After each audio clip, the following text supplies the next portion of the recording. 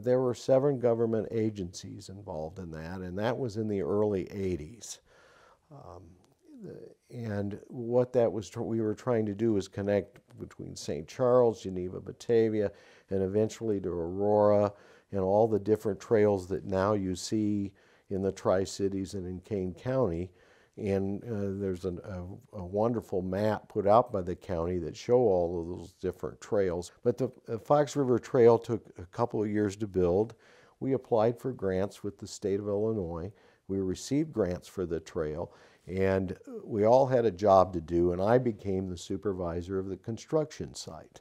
So I had to be from St. Charles into Batavia, not every day, but almost every other day during the project. I had to be by there to see how things were going. And as we did that, I also worked with Phil Elstrom with the Kane County Forest Preserve. What we also wanted to do was be able to cross the river.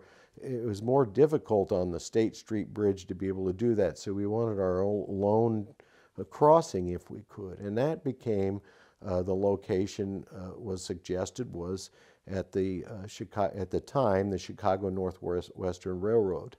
Underneath their railroad trestle, we were to hang sections of bridge.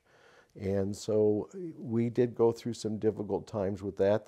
Some of the residents along River Lane were afraid of what that was going to bring to their neighborhood. When the bridges were brought in, then they called me and said we were wrong, or some of them did, and say we were wrong, we use that trail all the time. And it's not what some people would think was going to happen to their neighborhood. We put bids out for the sections of bridge to come in. No easy task because they had to be delivered, and then a crane had to sit in the river and put those in place. Well, that took several days.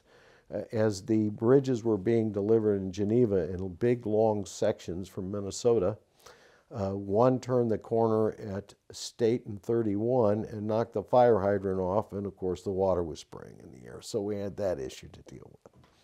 So they did finally get it installed, and we think it's a great access point to both sides of the river without you dealing with vehicular traffic.